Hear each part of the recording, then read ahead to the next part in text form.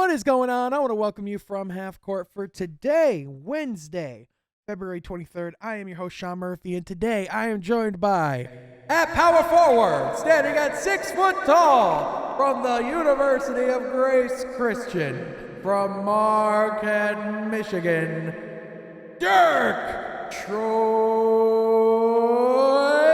Sergey. Troy, what's going on, man? How you doing? Welcome to the show. How come that is like 10 times better than any high school introduction I ever got playing the game of basketball? Dude, I'm just saying, I figured that would get you hyped. Am I wrong? Nope, not wrong. You're right. You looked like you were ready to sprint through that freaking alley, like that arch right behind you.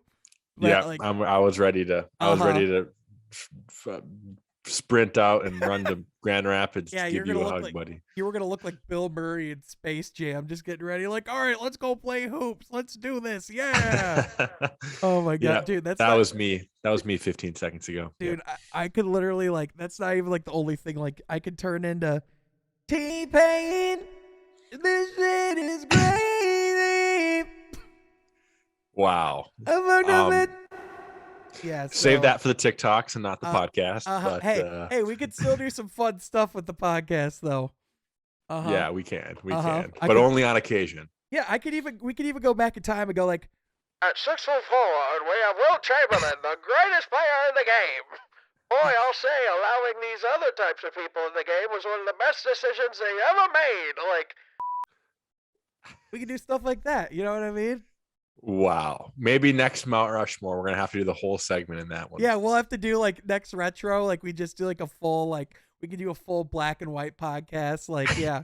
Hey, the quality has stepped up significantly. No, but I do want to touch on that real quick in all seriousness. I have family members to thank on that. Have a lot of people have been really supportive and believed in the podcast and wanted to invest and see me grow and do better things. So I just have a lot of people to thank. And, yeah, I'm going to be sending some of my old equipment to Troy, so his setup's going to be getting better over there too. And yeah, man, we're only growing here from Half Court. You know what I mean? We're not doing too shabby. Yeah, we might have to change the name to From the Baseline. All right, that is going to do it. We will catch you next time. Okay. Oh my gosh. But this, of course, is From Half Court, where each and every week Troy and I sit down and talk all things NBA basketball. If you like that, be sure to like this video, subscribe to the channel. If you'd like to consider to donate to From Half Court, where we can even make Troy get a pretty good setup, feel free to do so down in the section below. But also check out my work on Woodward Sports. I am a writer over there. I wrote quite a bit about the Juwan Howard situation, which we will get into in a little bit here as well. And yeah, that's kind of about it. I am thinking, by the way, Troy, we talked about doing this last year, but now we have to do it. March Madness is coming up. We're going to have to do a From Half Court March Madness. Yeah, that would be great. That'd be great. I haven't followed college probably as much as you have, but I followed it enough where I think I can make some takes. Yeah, I'll see. I'll even see if we could possibly get a prize for that too. Stay tuned. Oh yeah, that would be fun. Yeah, stay tuned for that. But yeah, we will definitely be doing a March Madness bracket. But Troy, there's so much to talk about. First of all, the All-Star weekend just happened. We are in the midst of the All-Star break. We just got out of the fun part of the break, and now is their actual break where they can rest. You know what I mean? So Troy, first of all, what was your overall take on the All-Star weekend? Everything kind of sucked until the game. Hey, I would disagree with that. Friday night was great. Friday night was fun. Friday night was fun. So that was the best Rising Stars challenge of all time, and it's not even close. Not even close. I've never had fun watching the Rising Stars challenge like that. Because there's such a good wide variety of Rising Stars. Well, not only that, but also the new format changed how they played. They were competitive. Yeah, absolutely. Like Kate Cunningham went at LaMelo Ball's throat, and he won. And won. He outplayed him.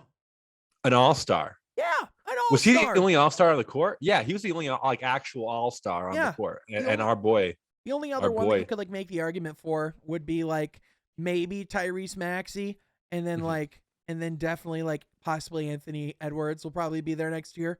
I would imagine if he keeps playing like this, he'll make an all-star team eventually. But but Anthony Edwards just straight up was I think he saw how competitive they were. And it was yeah, no, I'm good. And then Jalen Green, Jalen Green didn't give a shit. he had a terrible weekend. He Mhm. had a terrible weekend. And like, Mhm. I know like this weekend's supposed to be just be fun, but like, I feel like it was like so symbolic of what his rookie year has been like. You know what I mean? But anyway, yeah, so Friday night I thought was great. And notice how the top players were all from Detroit. Literally, I think the players that played the best were the ones that were wearing Pistons uniforms. And if Cade Cunningham didn't win the rookie or the MVP, Sadiq Bey would have, which is pretty freaking cool to know. So, did you have that takeaway as well? And did you also like the format like I did? Yeah, the format was great, and I thought the All-Star game format too. I thought was well with those guys playing too. The new format is perfect, Troy. Yeah, I think so too. And it but is Cade's performance, perfect. Let's talk about Cade's performance quick. 18 yeah. points to win the MVP there at the end, Mm-hmm. and yeah, I mean he was the best player on the court. You know what I saw, Troy? Go ahead. I saw why this draft pick this summer is so important that we get into the top 3, because looking at Cade playing with Evan Mobley, like Cade's game was unlocked because he had a true pick and roll threat next to him, and they played a lot of pick and roll between Evan Mobley and Cade Cunningham, and it worked every time. So you're saying we need a big this draft? Oh yeah, we got to go. If we can get Apollo, if we can get a Jabari Smith Jr., if we can go get a Chet Holmgren, like if we can get any of those guys, like if we can go get that, or at the very least, or like if we're not getting that, then like John Collins or Jaden Knight, like you know what I mean? Like it's showing why the Pistons want to get that pick and roll threat so badly, because it truly unlocks Cade Cunningham's game. Mm-hmm. It really does. So, and we even saw that at the college level. Not that his power forwards and centers at Oklahoma State were anything special, but against college competition, they were. Yeah. You know, with an elite point guard like that. So, yeah, absolutely. So, I just when I watch him play, I also loved having all the G League Ignite guys in there too, like guys I didn't know too. Because not only did that get me intrigued about the G League Ignite and like what's to come, but like I'm like, oh, I could see these guys playing in the league next year, and like they actually tried. You know what I mean? And even hearing them say like Jalen Green, like those guys like paved the way for us.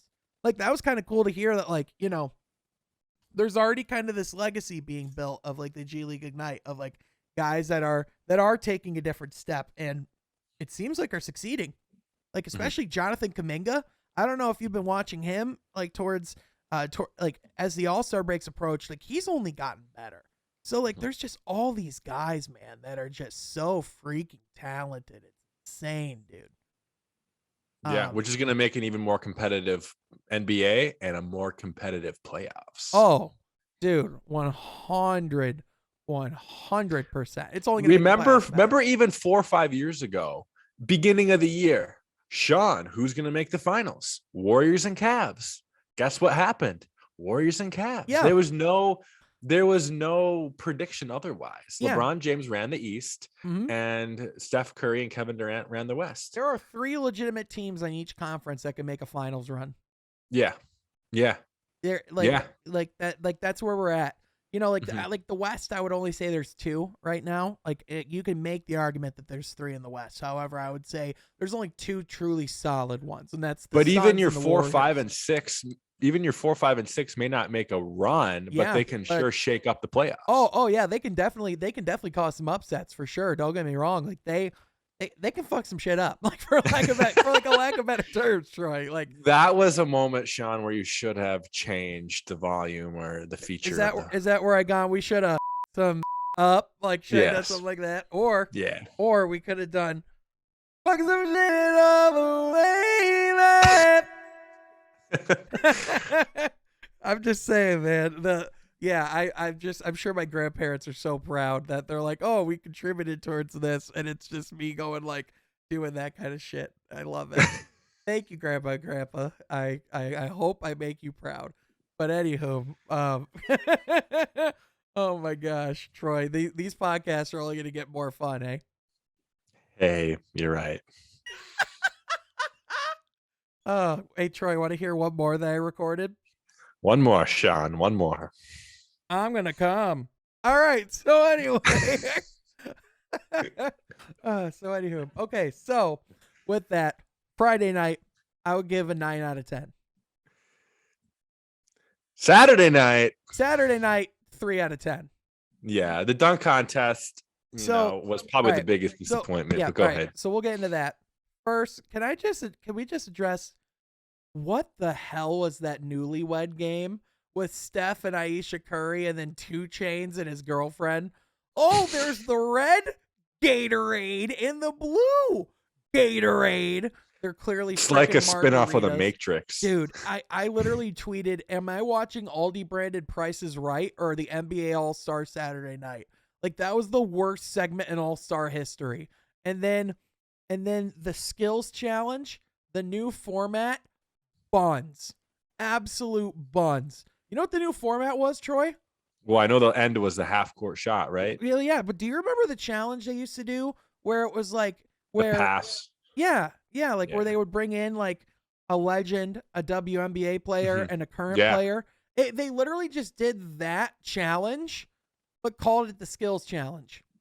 Yeah, that was a fun challenge in its original format, though. Yeah, but like I like the skills challenge though. Like I thought it was going to be the actual skills challenge, which is fun. Like I get that, I get that, like you want to make changes, you want to experiment with Saturday night because you've been going in with not so many impressive reviews, and the skills challenge was getting kind of overlooked. However, I don't think it's the fault of the skills challenge. I just thought the new format wasn't good. I didn't like it.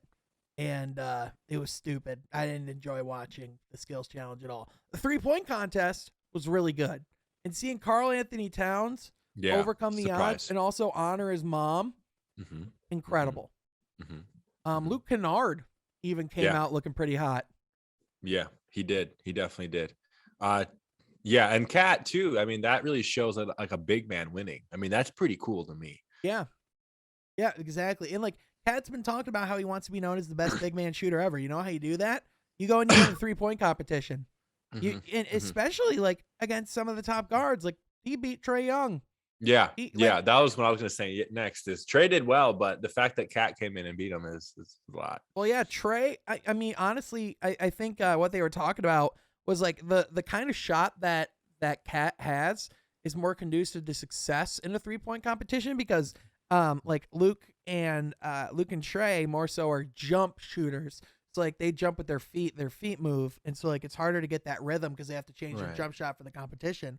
Whereas in game shooters. Yeah, exactly. Yeah. Whereas Kat is very much like a shooter with his wrist. You know what I mean? Like his is really more form based. He doesn't really move much with his legs, so he literally just small jumps. Like it's not as much from his lower body. You know what I'm saying?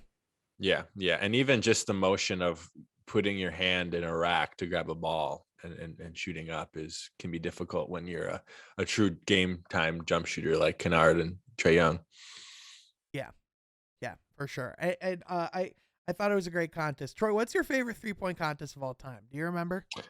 Well, of all time would be the first one with Larry Bird, and he was scoping out the competition before.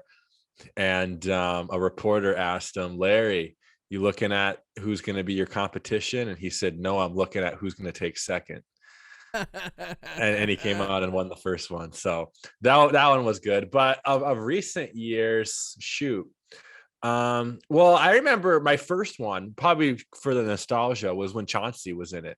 Dude, when Chauncey 2007 or 6. That was good. That was awesome, man. I remember Dirk won one, right? I believe so. Yeah, I remember the year Dirk won it. I remember really enjoying that.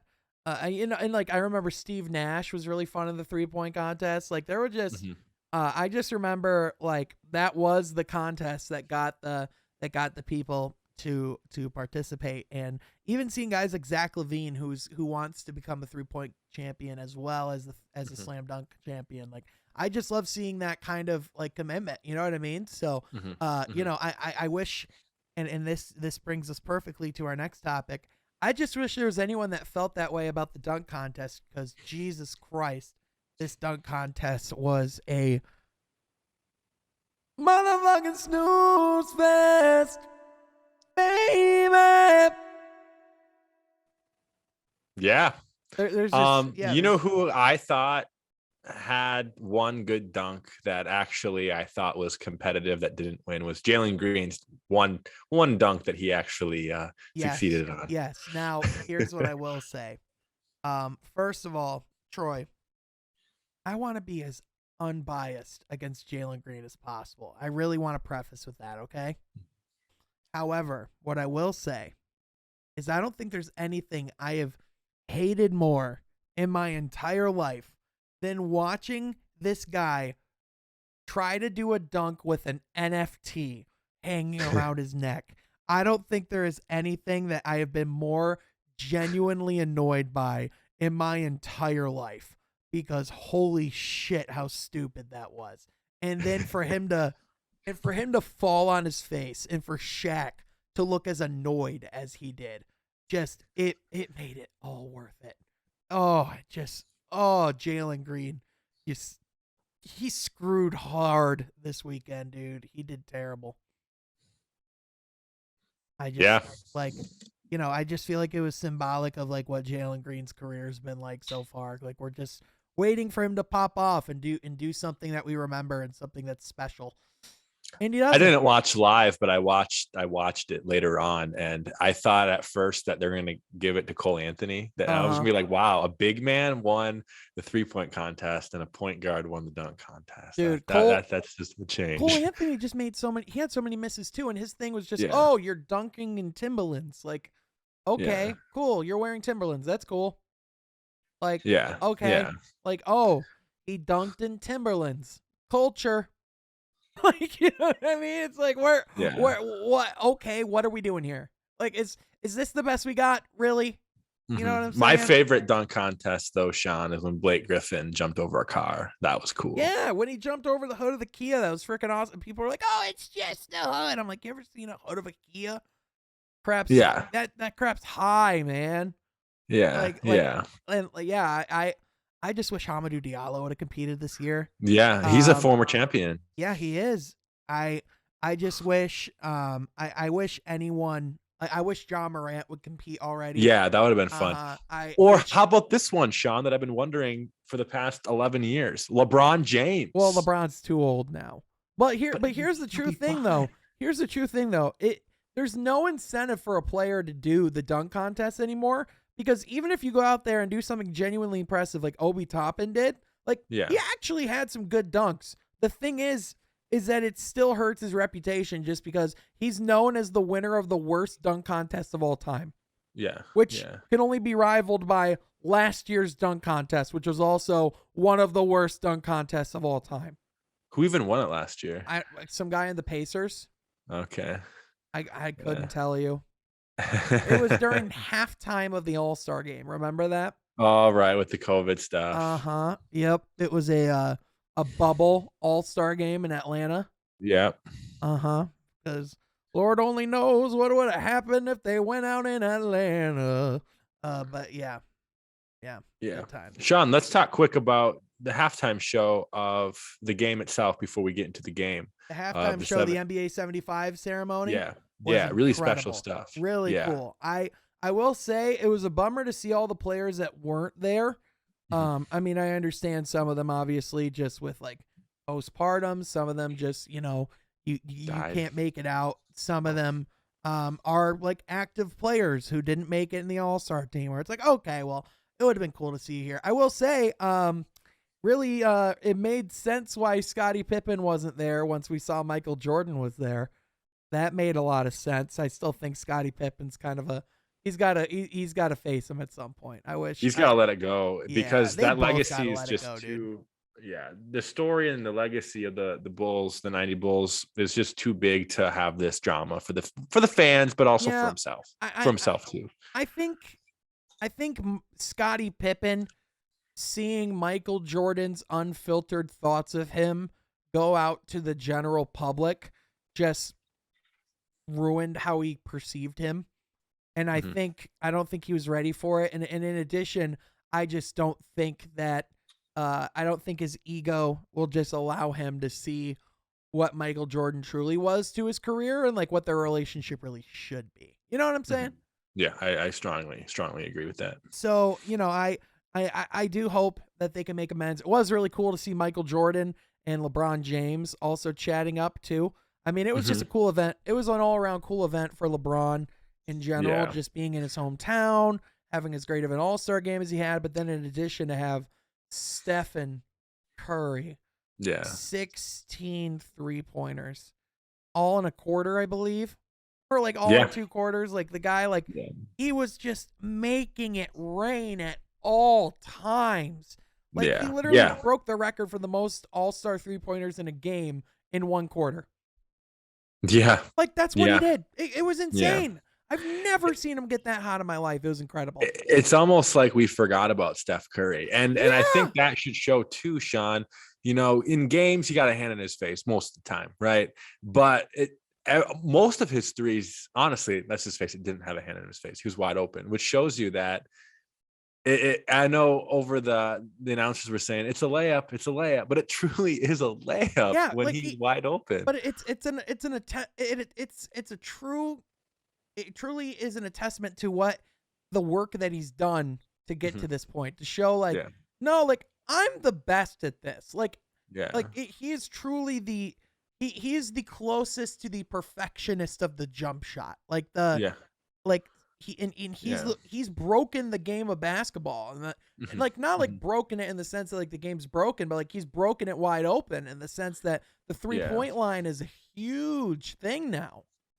Right. Best shooter of all time. However, we both agreed on our first podcast that if we were ever showing a youngster of the art of shooting, we'd show him Ray Allen highlights. Probably Ray Allen, best form. Steph Curry, best shooter. Ray Allen, best form. Steph Curry, best shooter. However, I mean, Steph Curry has an amazing form too. It's just that his is more of an advanced technique because of the quickness unorthodox of the release. Yeah, it's unorthodox in the quickness of the release. Now, Ray Allen doesn't have a slow release by any means. However, compared to Steph, it's something that you can more easily teach and easily perfect. You know what I mean? Yeah. And let's talk about LeBron James too. Another excellent performance back in Cleveland, Ohio. Game winner in itself. Also said he does not rule out a return to Cleveland. Yeah. And on Friday I texted you, do you think this is a possibility? And you were like, nah, dang Gilbert. No. But hey, maybe it is. Well, all right. Here's the thing. LeBron's not going to close the door on it because he's said again, you know, he's going to go where his son is going to be available. He's going to go where his son gets drafted. I don't think he's leaving the Lakers until then. I think it was a message to Rob Pelinka saying, "Hey, we gotta start being a little more serious here," because you know Rob Pelinka. All reports suggest LeBron wanted that move to happen for John Wall at the trade deadline, and Rob Pelinka said no. So that is not a great thing if you're the Los Angeles Lakers. However, you can also easily, you know, make a true run and do something this offseason because Lord knows that's what they do. You know what I mean? Yeah. Sean, I got an interesting question for you, interesting scenario. You know, we don't really know what kind of college career or G League career Bronny's going to have, but let's just say he falls into one of those players where, you know, their draft stock is like that 25th to 35th pick kind of range. Would a team that maybe has let's just say 13th, 14th pick, who really doesn't know what to do with that pick, maybe a contender who gets lucky in a later lottery pick, do they draft him just to have the LeBron factor for 1 year? I mean, yeah, I do think that it increases the chances of Bronny James getting drafted because, again, it is the thing of we want LeBron James's services. Now, honestly, I think LeBron is, like I said, I truly think his last year is just going to be about being able to play with his son.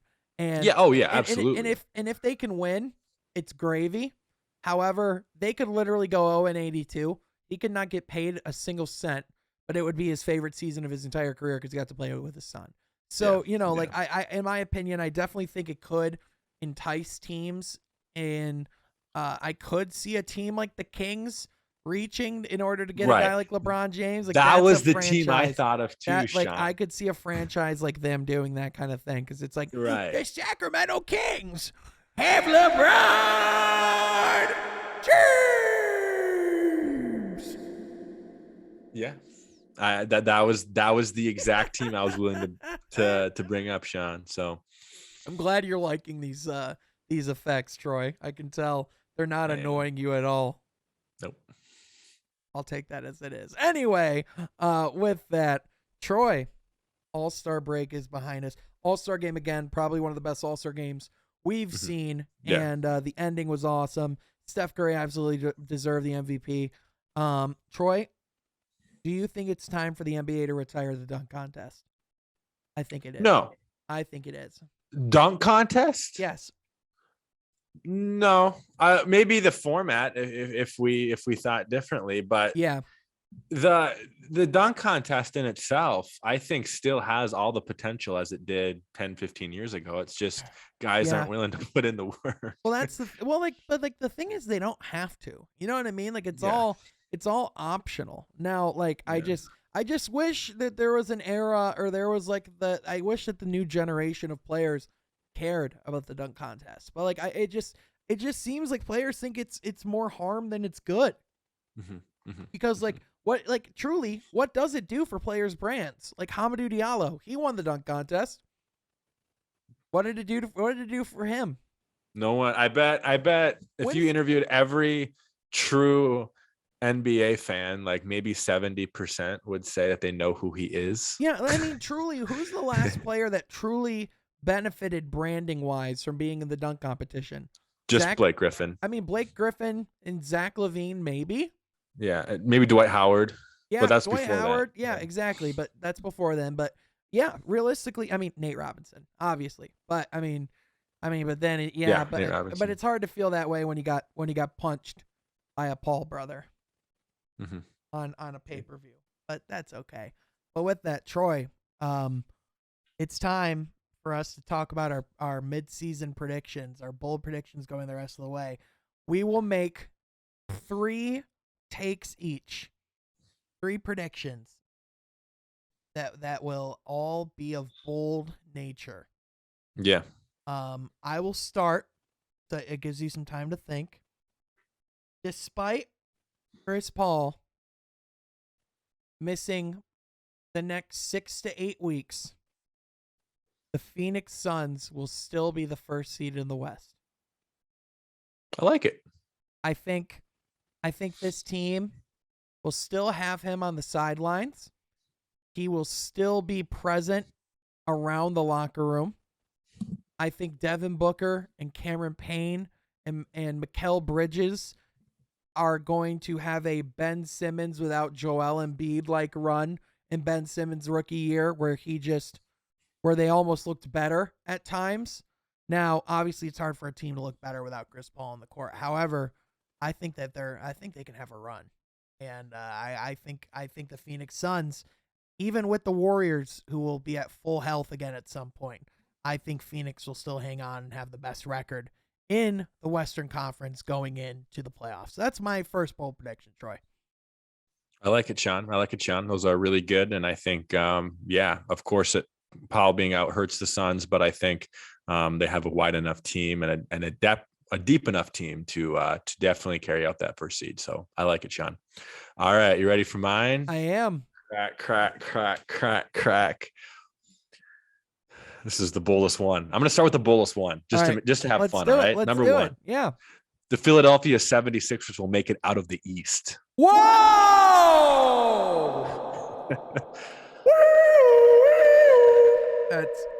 That's bold, Troy.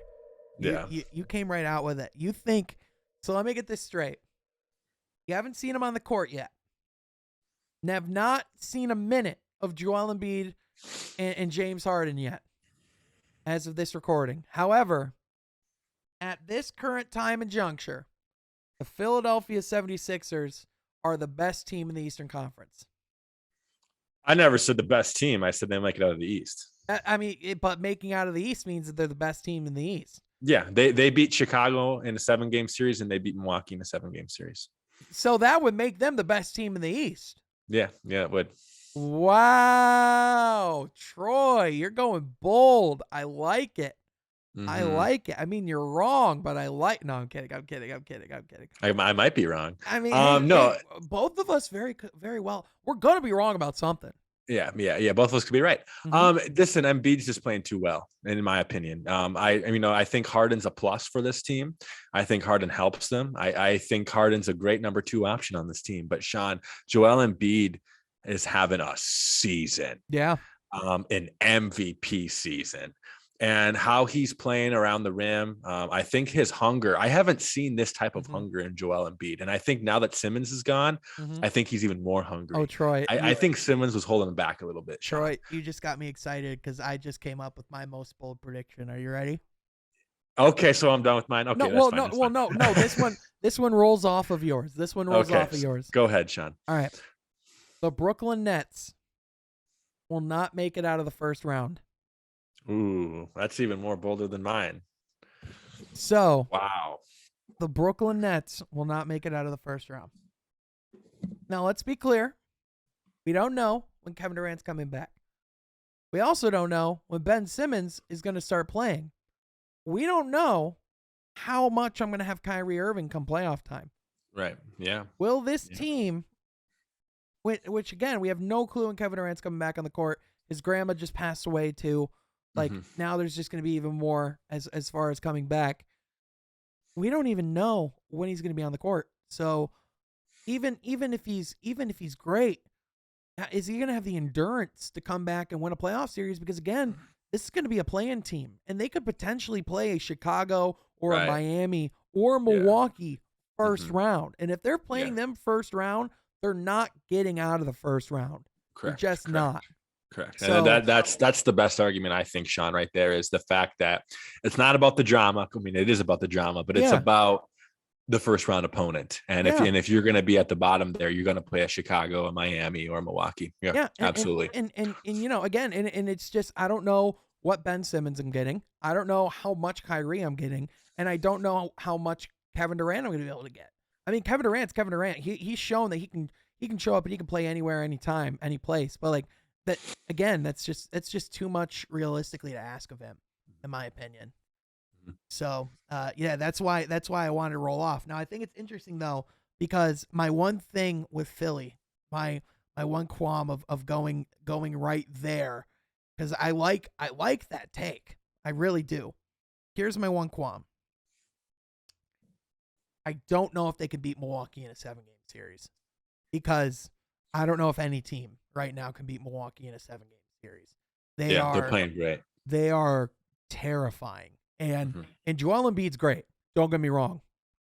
Is he going to be able to stop Giannis?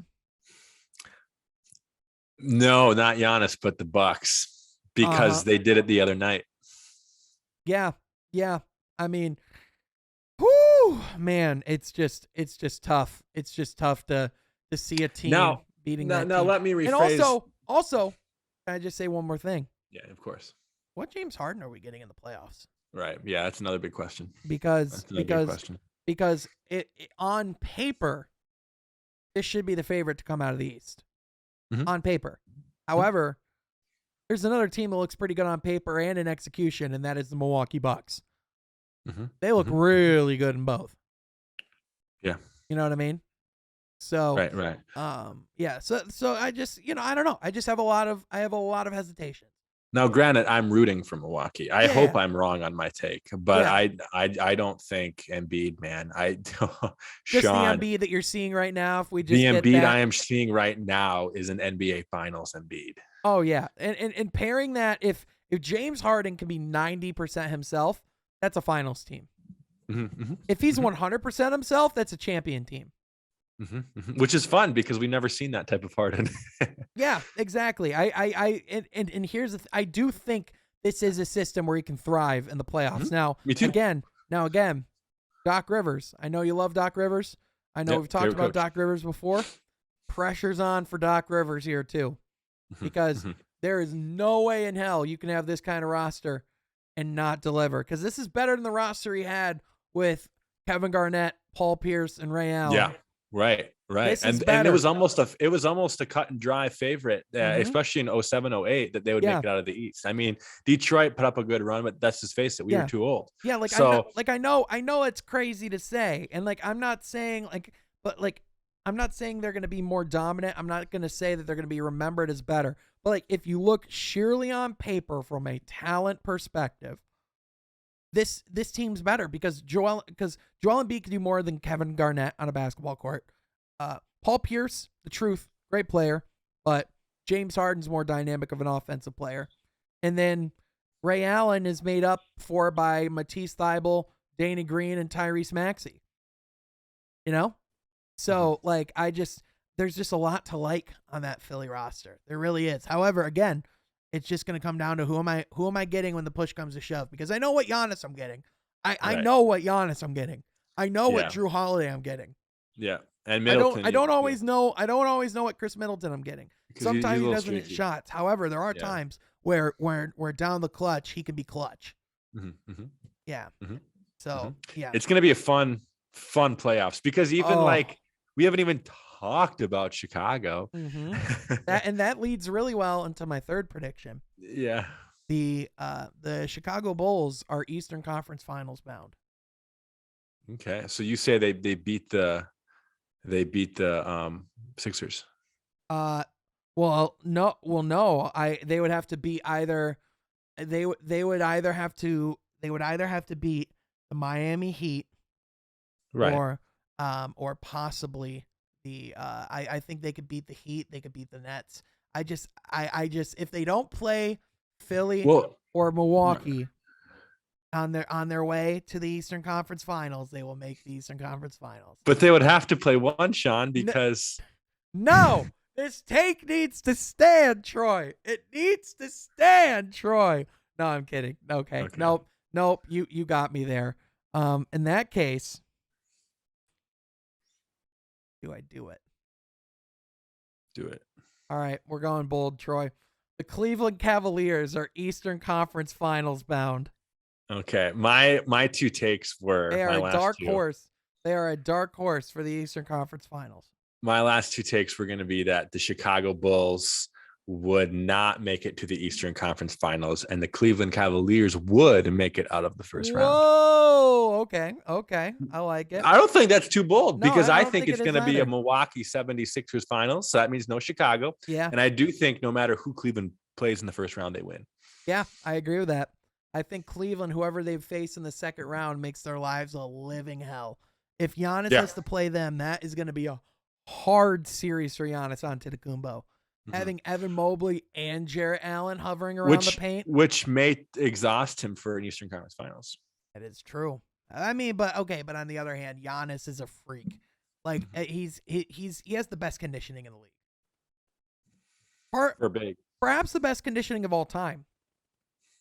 Just as far as what he can do. The guy could be a 400-meter dash track star. Literally. Yeah. Literally. All right, Troy.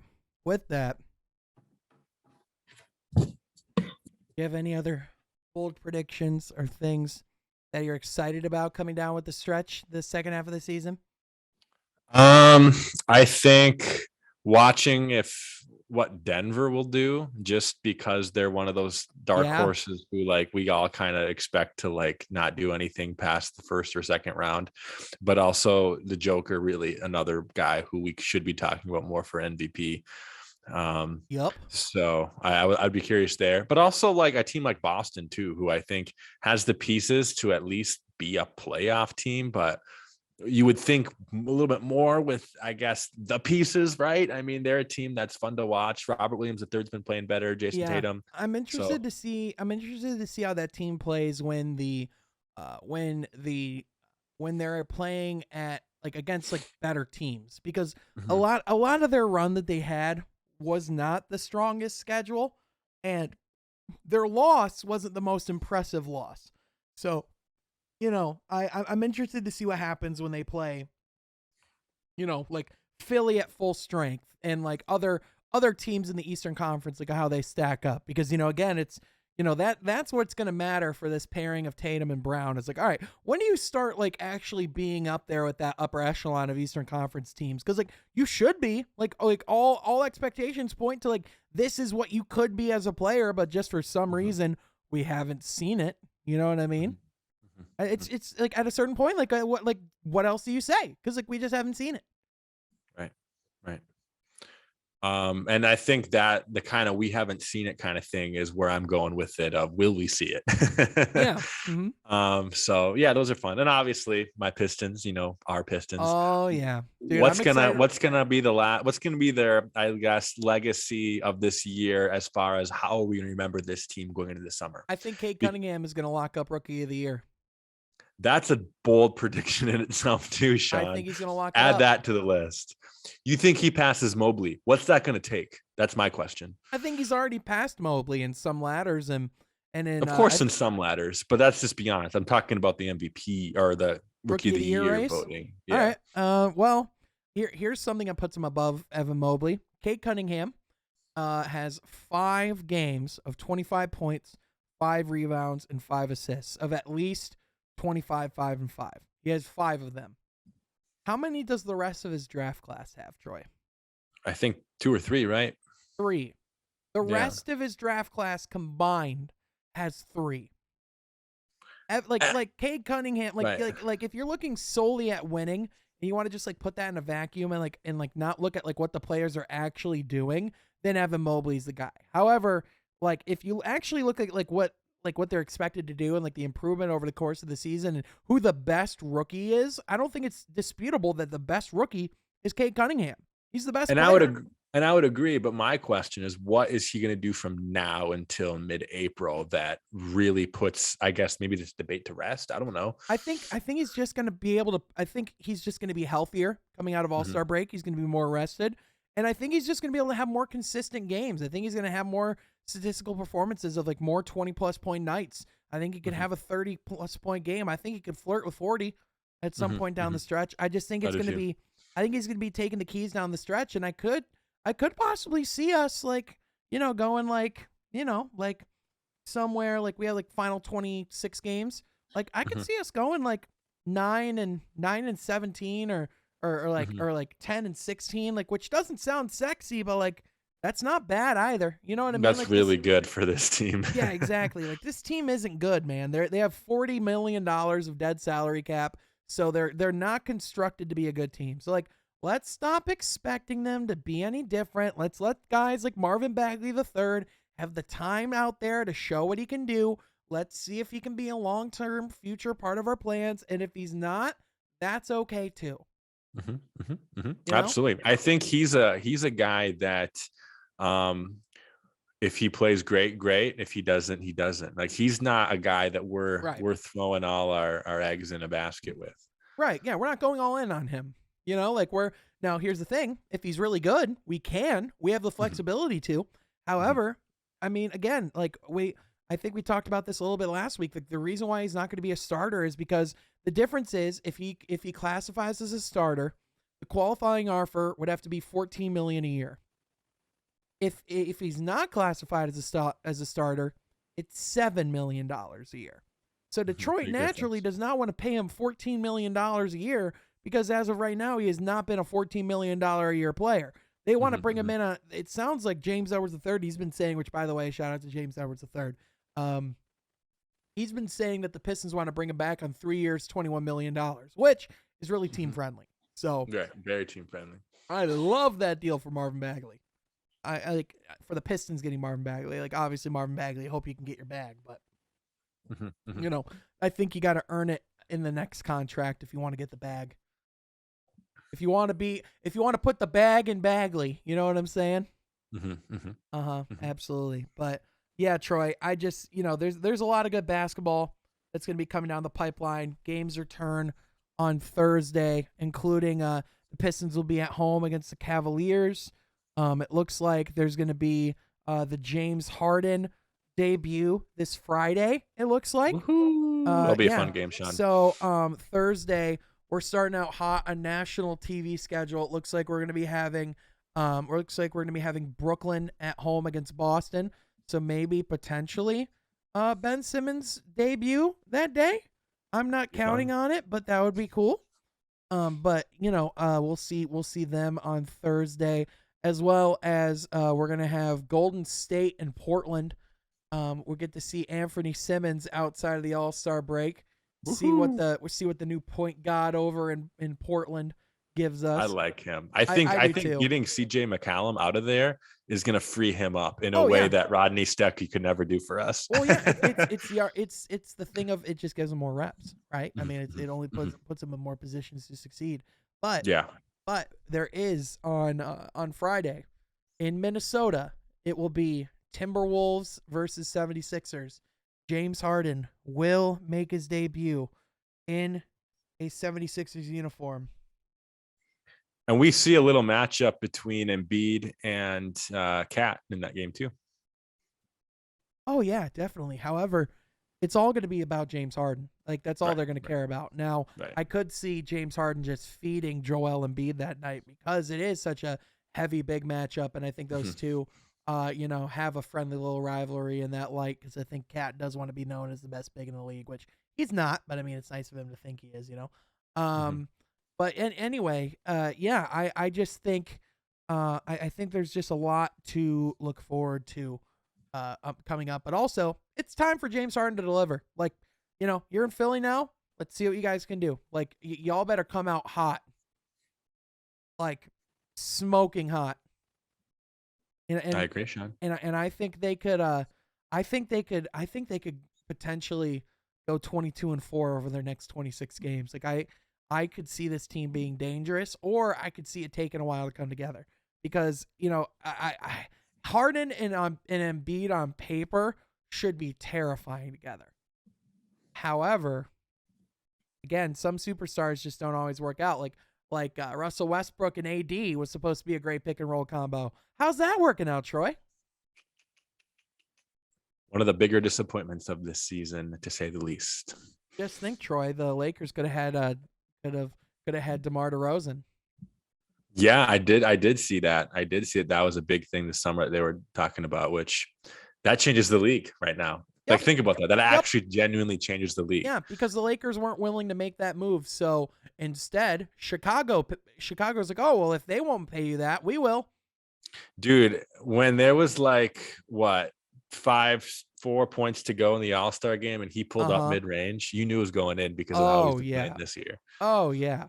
Dude, DeMar DeRozan has been a bucket, an absolute bucket. So super, super happy for him with everything he's been having in Chicago. And that's I just think there's going to be so many guys that are going to really be pushing down the stretch. My dark horse league pass team to look out for, the Indiana Pacers. Get Miles Turner back in the lineup. Let him and Tyrese Halliburton cook together. I think Tyrese Halliburton is going to have some. I think he's going to have some real statement games for the Pacers. Here's a bold prediction. Here's a you heard it here first. I think we could see a 40 or 50 point game for Tyrese Halliburton before the season goes out. Will we see a 40 to 50 point game from Killian Hayes for the rest of the year? No. Why not? Because you might only see him score 40 or 50 in a combination of 10 games. Because that's his scoring rate. Yeah. There are literally nights where it's just like, oh yeah, it didn't feel like Killian was a part of the it's because he wasn't, because he didn't even attempt a shot.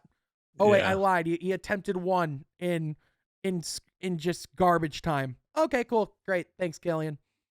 Developing great there, buddy. Keep up the good work. So you're a giving up or on kind of camp right now, Sean? I'm not. It's not feeling good, Troy. It's not feeling good. I especially when it feels like he just kind of became the Killian Hayes that we knew. Like after because he had that surge when he was on the bench where it was like, oh, like this Killian Hayes could game, actually, yeah, good. Like this Killian could be pretty good. Like if he played like this more often. But the reality is that he's just gone back to the Killian of before. Like that, I think of that Wizards game he had. That night was rough, man. Like because it's not even a point where like you can just defend it anymore because he's not worth defending. He's not good enough to defend. Like like literally not good enough to defend on the offensive end. Right. And normally for a lot of players that I guess actually have real potential, that's some opportunity to exploit that kind of defense and that kind of, I guess, disrespect. Yeah. It's like whenever I watch this guy, I'm just like, this dude is fucking awful, baby. Whenever I hear that, I'm like, well, I woke up in Chris Brown's body. Look, freaky Friday. Well, that sounded so good. Ooh. Anyway, that's we're only gonna get dumber from here, Troy. I'm looking forward to it. But yes, you know what's a way to bring it back in? What, Sean? Is to take a trip down Mount Rushmore with my guy Troy Sergey. Troy, what are we talking about this week? Today we are going not to Mount Rushmore, but to the homeless shelter in Dallas, Texas. Oh my gosh! And talking about the past few years, months to now of Delonte West and his NBA career. The legacy of Delonte West. Don't you mean it's not Delonte? Isn't it David West? Well, you're thinking of David Lee, and no. And you're also thinking of David West, and also no. Okay, yep, Delonte West. You're thinking of Delonte West. Okay, my apologies. Yeah, Delonte West. First of all, anytime you have a conversation about Delonte West, we do have to acknowledge the relationship that he had with LeBron James' mother. Yep, we do. That is a thing. However, he also, when he fell out of the league, also experienced serious drug issues and drinking issues, and was to the point where he was homeless. And then, correct me if I'm wrong, but Mark Cuban offered to help him, got him in rehab, got him a job as a part of the organization, I believe, right? Yeah, and maybe so. I guess I'm not quite sure how he got back on his feet, but I think around the game of basketball was what really pushed him over the hump of turning his life around. But he's a guy that was kind of a starter, but kind of like the worst starter on a good team kind of thing. We see that throughout the league. He was definitely a part of that team that had the number 1 seed with Cleveland with the LeBron era. But Stephen A. Smith has said that that's actually like over 50% of the reason why LeBron left Cleveland was because of that relationship that Delonte West had with his mother, which, we always talk about, Cleveland didn't put the pieces around LeBron. He wanted to join with the super team, and those are all true statements. Well, it doesn't help when one of the pieces you put around LeBron is the guy that's going after, that's looking at the piece that is his mom. You know what I mean? That does not help at all. Yes. But even when Delonte West was going through, his drug addiction and all that and homelessness, LeBron James was actually an advocate to try to get him help, which would actually kind of show us a little bit of LeBron's character. I think for sure. He is a great part of our league. LeBron is. And that's something to be said too. And there was a video that happened in the pandemic, I think, of Delonte West, like very much drugged up, like screaming on the streets. He was not looking in a good way at all. And I think that video, was, went viral on Facebook and Twitter and Instagram and all that. And I think that's really what I think got the league like, whoa, like this is a guy who is an NBA player. Like all of our generation who grew up, watching that late 2000s Cavs team knows Delonte West, right? And even his stint with Dallas too, before they won in 2011. So he's a guy that we all know. And to see a video like that, I think was really disturbing for the NBA fans of 10 years ago. Yeah, well, it's a sobering reminder too that this can truly happen to anybody. You can make millions of dollars and be all fine and dandy and everything's great, but the reality of the situation is you can also turn that money and ruin your life. It is something that can corrupt you, something that can consume you, overwhelm you, and you don't know what to do with that money. And so having financial literacy courses, being able to put these guys in situations to succeed, but also, him being in a situation where people cared and reached out and were able to get him help, which is great. The sad thing is how many people in this country don't have that help and don't have those resources. So, it's just one of those things where this is a sobering reminder that, like, be sure that, like, the people around you are good. Like, be sure to tell the people that you love them. Make sure that they're in good situations. But also, like, it shows, like you said, the game of basketball is a game of healing. It is a game that can be a place of refuge. But also, when you're going through a lot of things, a lot of things are bigger than basketball too. And this is one of them. Yeah, absolutely. And I think that's kind of why I wanted to talk about this, Sean, is that there are bigger things than the game. The game can be a great tool to help people in need like that. I mean, look at what Steph Curry did last night. I think he said he'll donate $1,000 per point he scores. Yeah. $3,000 per 3-pointer he makes. Oh my gosh. And $10,000 if he wins the MVP, which all three things were out of this world. And he accomplished. So that shows you that there are many Americans, people in the world too, who are, at risk of poverty and addictions. And we all need a friend. We all need a voice to listen to. Absolutely. And Delonte West had that in Mark Cuban, as well as the league in itself. I mean, we all kind of carried around Delonte West. We gathered around him in those moments, us fans too. So that should be said as well. Definitely. This is a league of change. And I think with celebrating 75 years, I think they just, put a statue and a plaque in to commemorate all the social justice stuff that a lot of the guys back in, even the 70s, and, Muhammad Ali kind of leading that all too. And then the NBA is taking the course too. So there's so much to be thankful for the league. And I'm thankful for what basketball has done for my life. And it's just an incredible game. And Delonte West is doing great right now. Yeah. And it's because of, I think, people that loved him and people that loved the game of basketball that were there for him. So it's a tool, just like many other things in life. So absolutely. And basketball's been pretty great in my life too. I'm pretty blessed as well. Now I will say, Troy, that was so positive that I want to end on a negative vibe. No, I'm kidding. Okay. But I do have a question. Yeah. So I had a tweet that popped off a little bit. Okay. And I want to get your take on it. Yeah. And has over 1,300 likes. This thing won't stop. Okay. And it says, because I realized last night that Ben Wallace was not going to be announced as an NBA 75 member, and that hit me. And I said, Ben Wallace not being on NBA 75 is a damn shame. Only undrafted player in the Hall of Fame. And people were asking who should he replace? Who should he be on there, and who should be on there instead? And to that, I submit the following. I think, in my opinion, that we should have seen. I am blanking right now. I'm so sorry. Okay, here we go. I'm with it now. We're gonna cut this. Okay, here we go.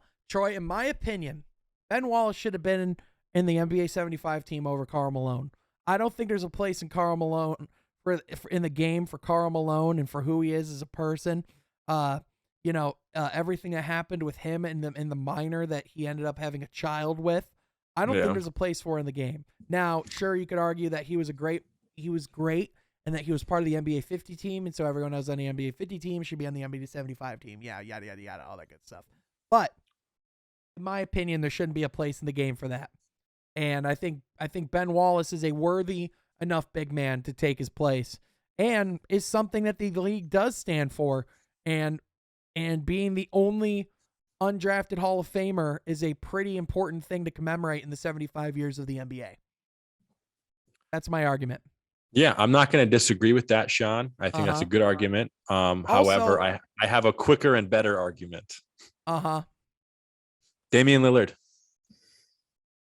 Ben Wallace should be in there over Damian Lillard. Exactly. That's my argument. Yeah. Yeah. Ben Wallace replacing Damian Lillard. Period. End of discussion. But if he's gonna replace anyone, that would have to be a big man. Sure. Hal Greer.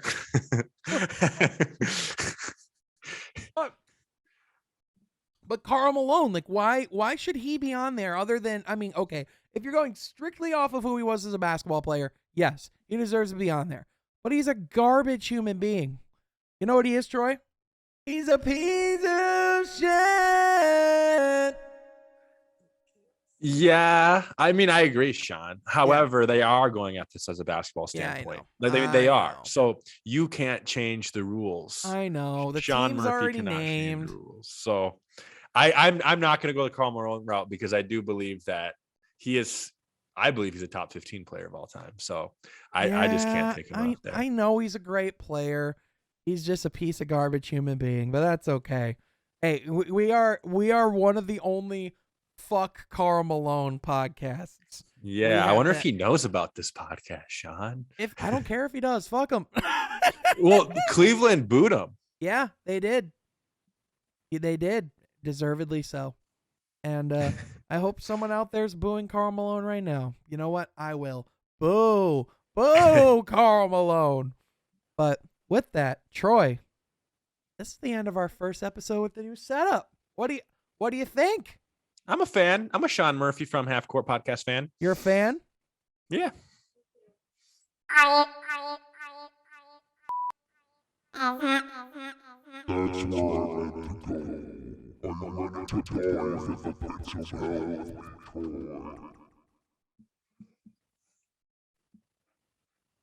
me, Troy. And on that note, you're like, please stop. Oh, no. But on that note, Troy, I want to thank you so much for joining. You can follow Troy on Twitter at TroySergey44. You can follow me on Twitter at Sean Halfcourt. I want to thank you so much for listening to the From Halfcourt podcast, where each and every week Troy and I talk all things NBA basketball. If you like that, be sure to subscribe to this channel, share with your friends, and join the conversation down in the comments section down below. Thank you so much for listening, and we will catch you next time from Halfcourt. Be sure to subscribe.